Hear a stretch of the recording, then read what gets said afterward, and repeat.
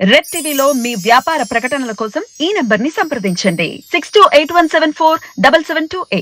Sir అది అసలు రేవంత్ గారి ప్లాన్ ఏంటి? అంటే ఇప్పుడు చూసాం ప్రణీత్ రావుని అరెస్ట్ చేయించడం, కాళేశ్వరం ప్రాజెక్టు, మళ్ళీ సెక్రటరియట్ కూడా స్కామే అంటున్నారు. 600 అయ్యేది 1000 కోట్లు ఖర్చు పెట్టారని చెప్పి. అంటే ఏం ప్లాన్ చేస్తున్నారు ఆయన? కేసీఆర్ గారిని ఏమన్నా జైలుకు పంపించే ఆలోచనలు ఏమన్నా ఉన్నారా? లేకుంటే ఈ ఎలక్షన్స్ వరకు కేసీఆర్ గారు అవినీతి పరులను ప్రూవ్ చేయడానికి ట్రై చేస్తున్నారా? అవినీతి ప్రూవ్ చేయడం వరకు ఇటువంటి ప్రణీత్ రావు లాంటి సైడీ క్యారెక్టర్స్ని హ్మ్. దాన్ని కారణభూతులైన కల్ప్రిట్స్ అంటారు కదా, హ్మ్. వాళ్ళని బొక్కలో పడేస్తారు. ఓకే. కేసీఆర్ని పాడైపోవచ్చు, ఎందుకంటే అది యాంటీ గాని ఇస్తే వీళ్ళకి ఓట్లు పట్టు పార్లమెంట్ ఎలక్షన్లు తేడా వస్తుంది. అవును. వాళ్ళు నిలబడకుండా వీక్ చేయటం అనేది వరకు చేస్తారు. హ్మ్. అందుకనే బారాసంలో క్యాండిడేట్ లేరు ఇప్పుడు. కరెక్ట్. నాకు వద్దంటే వద్దని ఏదో 4-5 సీట్లు అనౌన్స్ చేసినట్టున్నారు. హ్మ్. ఎవరో కడియం శ్రీహరి గారు వాళ్ళ పాప వాళ్ళందరినీ అవును. పెట్టినట్టున్నారు. హ్మ్. అదర్వైజ్ పెద్ద క్యాండిడేట్స్కి ఎదురుకుండా ఎగబడిపోయి వచ్చే అంతటి ఇది లేదు. హ్మ్. అయినా కూడా మెయిన్ పీపుల్ లైక్ కేసీఆర్ని వాళ్ళని ఎందుకు అరెస్ట్ చేయాలంటే, ఇప్పుడు కవితను కూడా చేయాలి, ఎందుకు చేయలేదు? ఈ పరిస్థితుల్లో ఏం చేస్తే ఎలాగా బూమరాంగ్ అవుద్ది అనేది మొన్న చంద్రబాబు నాయుడిని అరెస్ట్ చేసిన తర్వాత అర్థమైపోయింది బీజేపీ వాళ్ళకి. హ్మ్. దాన్ని ఫాలో అవుతాడు ఇప్పుడు రేవంత్ రెడ్డి. ఓకే. జగన్, బీజేపీ, మోడీ గారు కలిసి ఇతను లోపల పడేశారు. ప్రైమ్ మినిస్టర్ కాదనుకుంటే ఇతను పెట్టలేడు. హ్మ్. సిఐడి డిపార్ట్మెంట్ ద్వారా చంద్రబాబు నాయుడిని పెట్టారు లోపల. అవును. అది బూమరాంగ్ అయిపోయింది. అది ఏటకే బ్యాట్ అయింది. చంద్రబాబు నాయుడు గారు ప్రెస్ అయిపోయింది. అది కొంచెం లోపల ఆస్కార్ లెవెల్లో నటించాడు. అవి కావాలి ఇవి కావాలని చెప్పి బయటకు వచ్చి వెళ్ళిపోయాడు, మరిపోయాడు. కోర్టు వద్దన్న పని కూడా చేశాడు ఆయన. ఓహో. వీటి గురించి మాట్లాడకూడదని అవే మాట్లాడాడు ఆయన. అవును. అర్థమైంది ఇప్పుడు. సో అది అది వీళ్ళందరికీ దాన్ని ఏమంటారు, ఆదర్శం అన్నమాట. ఇప్పుడు అదే మిస్టేక్ ఎవరు చేయరు ఏ స్టేట్లో కూడా.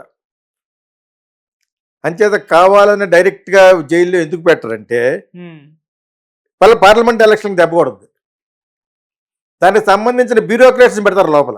ఓకే. మీకు అర్థమైంది ఇప్పుడు. పొలిటీషియన్ బట్టి ఇక్కడ ప్రపంచంలోనూ భారతదేశంలో ఎక్కువ సెంటిమెంటల్ కంట్రీ ఏమంటది. వాడు 100 మటర్లు చేసినా కూడా వాడిని మళ్ళీ ఊరేస్తున్నప్పుడు మనం ఏడుస్తూ ఉంటాం. ఆ టైప్ కంట్రీ ఇక్కడ. Correct sir. అంచేత ఇప్పుడు అవి చేయరు అనమాట. ప్లస్ ఏమో ఎదురుకుండా కనపడిపోతుంది చంద్రబాబు నాయుడు అలా పెట్టడం వలన BJP has become bad and Jagan has become bad. అవును. ఇప్పుడు దాన్ని ఆదర్శంగా తీసుకుంటారని నేను అనుకుంటున్నాను. ఐ డోంట్ నో, నా స్ట్రాటజీ కొంచెం డిఫరెంట్గా ఉంటుంది. డెఫినెట్గా అదే ఫాలో అవుతారు. Because Revanth Reddy is the typical politician. Politician మంచి ఊపులో ఉన్నాడు ప్రస్తుతం. సంచేత ఏదో అతని మీద కాంట్రవర్సీ పట్టి రావడానికి ఆయన దళితుడు, అతను నా ఫ్రెండే, ఎవరు ఆయన పేరేం పేరు, ఉప ముఖ్యమంత్రి ఇక్కడ, నాకు బాగా ఫ్రెండ్ ఆయన.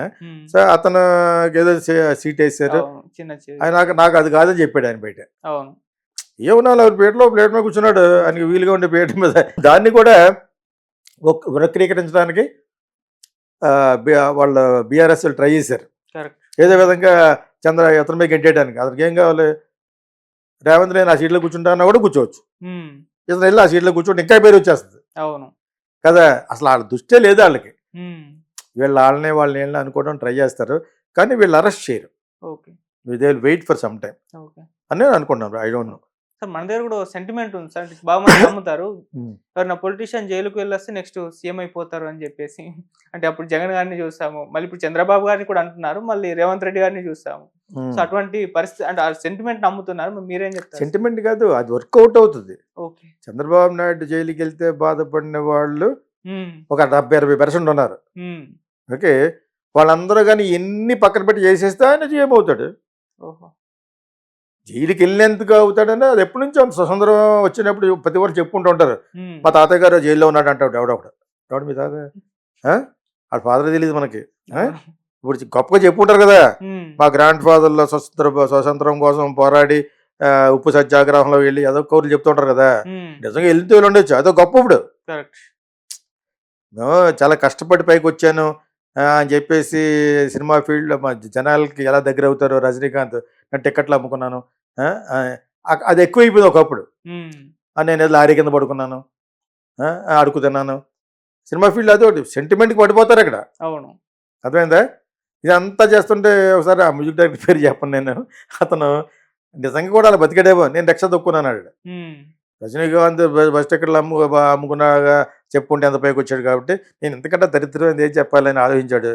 నేను రక్ష దొక్కున్నాను అన్నాడు. అర్థమైందా మీకు? ఉమ్, సెంటిమెంట్కి పడిపోవడం అంటే చెప్తున్నాను మీకు. ఓకే. జైలుకి వెళ్ళేవంటే ఇంకా గొప్పది ఈ రాజకీయంలో.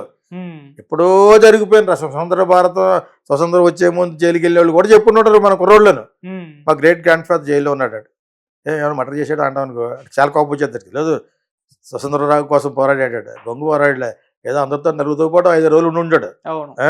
దానికి కూడా రాసేసుకుంటారు పుస్తకంలో, my great grandfather has been jailed during the time of independence అని. అది ఒక పెద్ద క్రెడిట్ అది. ఇప్పుడు కరెక్ట్ సార్. ఆ విధంగా నువ్వు అన్నట్టు అలాగ వెళ్ళిన వాళ్ళకి వస్తే రావచ్చు. మన వాళ్ళు ఇటువంటి సెంటిమెంట్లని లింక్ చేసేటప్పుడు మన వాళ్ళు గ్రేట్. ఓకే. తెలుగు వాళ్ళను బాగా గ్రేట్. ఆడు అలాగే వెళ్ళాడు కాబట్టి ఈడు అలాగే వెళ్ళినప్పుడు ఆ బల్లి అక్కడ ఉంది కాబట్టి ఇప్పుడు కూడా బల్లి ఆ ఫోటోగ్రాఫ్లో ఉంది, లింక్ చేస్తారనమాట. మేము చాలా ప్రీ హిస్టారిక్ అంటేనే మేము ఇంకా రాతి యుగంలోనే ఉందాం చెప్పుకోవడం ఇష్టం వాళ్ళకి. ఓహో.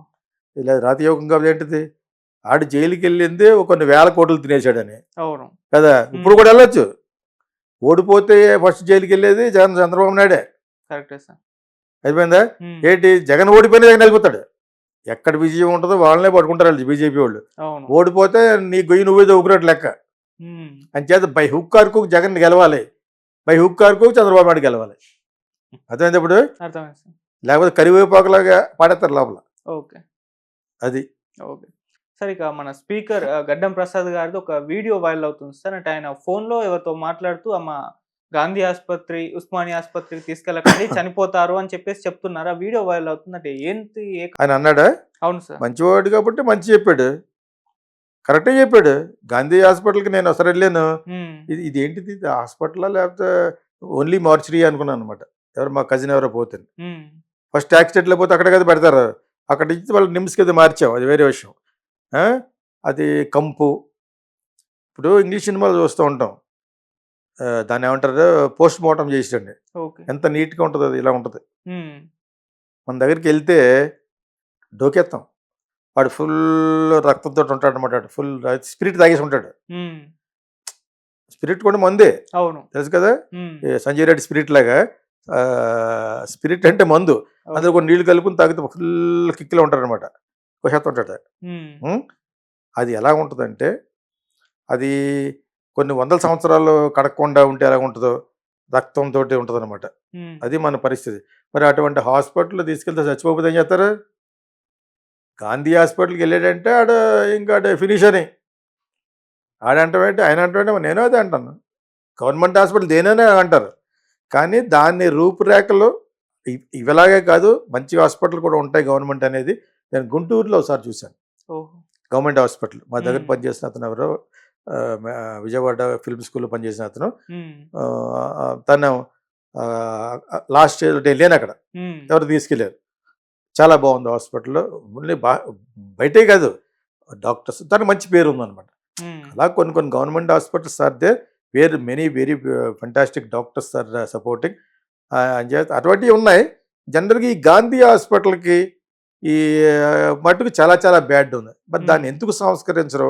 అది అట్లీస్ట్ స్పీకర్ అన్నాడు కాబట్టి సందర్భంగా ఎలాగ కేసీఆర్ చేయలేదు, ఈ రేవంత్ రెడ్డి అన్న దాన్ని ఒక సాఫిస్టికేటెడ్గా చేస్తే, ఎస్పెషలీ దట్ పోస్ట్ మార్టం చేసేది ఉంటుంది కదా, దాన్ని మేక్ ఇట్ యాజ్ ఇంగ్లీష్ సినిమాలో చూడండి, అది బాగా చేయండి. యాక్చువల్గా దానికి ఆడికి ఒక ఫెసిలిటీ ఉండదు, వాడు చాలా దరిద్రంగా ఉంటాడు అనమాట ఆ కోసివాడు.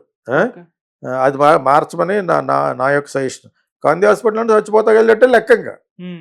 మన కోవిడ్లో ఏమనుకునేవాళ్ళు, అలా జరిగినాయి కూడా కదా. పలానా హాస్పిటల్కి వెళ్తే పలానా పేషెంట్ చూడడానికి వెళ్ళాడు చచ్చిపోయాడు, టీఎన్ఆర్ ఐ డ్రీమ్స్. సో పాపం వాళ్ళ సిస్టమ్ చూడడానికి వెళ్ళాడు అది. అది అంట అప్పుడు ఉన్న మాట అంటే ఊలికేది అంటారు. అలాగా గాంధీ హాస్పిటల్ గురించి ఆ స్పీకర్ గారు చెప్పింది 99% కరెక్ట్. వైరల్ ఏముంది, వైరల్ వెళ్ళి ఇతనిలోకి వెళ్ళాలి, ఇతని చెవిలోకి వెళ్ళాలి. ఎవరో మన చీఫ్ మినిస్టర్, అతను డెఫినెట్గా పూనుకుని దానికి 100-200 కోట్లు పెట్టి బ్యూటిఫుల్గా చేయాలి. దరిద్రంగా ఉంటుంది అది. That's my statement. కానీ జస్ట్ బీఆర్ఎస్ ప్రభుత్వం పైన బురద జల్లడానికే ఇది ఎలక్షన్స్ టైంలో స్టంట్ అని అంటున్నారు తప్పితే దాన్ని అంత సీరియస్గా తీసుకోవట్లేదు సార్. అప్పుడు అక్కడ ఏమన్నా general manager KCR chief minister చేసాడు వెళ్ళిపోయాడు. దానికి పెద్ద బడ్జెట్ అవసరం లేదనుకున్నాడు బింగేద్దామని. కేసీఆర్ ఎవరి మినిస్టర్ అయినా కూడా గవర్నమెంట్ వచ్చిన వెంటనే మనం ఎక్కడెక్కడ దొబ్బేయచ్చని హెలికాప్టర్ వేసి చూస్తూ ఉంటారు ల్యాండ్. ఇదేంటిది అంటే అనమాట రాసుకుంటారు అనమాట, చున్నాలు పెట్టేస్తుంటారు పక్కన ఏజ్ ఆఫీసర్. అది వీళ్ళు దొబ్బేస్తారు. దాని ముందు 2 ఎకరాలు గవర్నమెంట్కి ఇస్తారనమాట. ఇలా దాని రేటు పెరిగిపోద్ది. ఎవడైనా చేసేమని ఇదే. ఆ విధంగా చేయడానికి డబ్బులు ఉంటాయి కానీ గవర్నమెంట్ హాస్పిటల్ బాగు చేయడం మనకి ఏమొస్తుంది, ఏం రాదంటాడు, పక్కన పెట్టి అంటాడు అనమాట. ఇప్పుడు ఎప్పుడో అయిపోయిన వాళ్ళు ఇప్పుడు నువ్వు చేయపోని, వాళ్ళని బురద చల్లే బదులు మీరు పన్నీరు చల్లుకోండి పని చేసి. Instead of blaming others, never blame always others. Revanth Reddy వాళ్ళకి కూడా ఎందుకు చెప్తున్నట్టు ఇప్పుడు నేను, యూ డూ ఇట్. వాళ్ళు ఏదో చేశారు, వాళ్ళు అలా చేశారు కాబట్టి అంత దరిద్రంగా వాళ్ళ పాలనలో ఆ 10 సంవత్సరాల పాలనలో గాంధీ హాస్పిటల్ ఇంత కూడా చేయలేదని చెప్పి నువ్వు ఖర్చు పెడ 100 కోట్లు. Make it is a very sophisticated అపోలోలో తయారు చేయి. గుంటూరులో నేను చెప్పాను దాకా, గుంటూరులో ఏదో హాస్పిటల్ ఉంది గవర్నమెంట్ది, అది చాలా బాగుంటుంది. Thank you so much sir.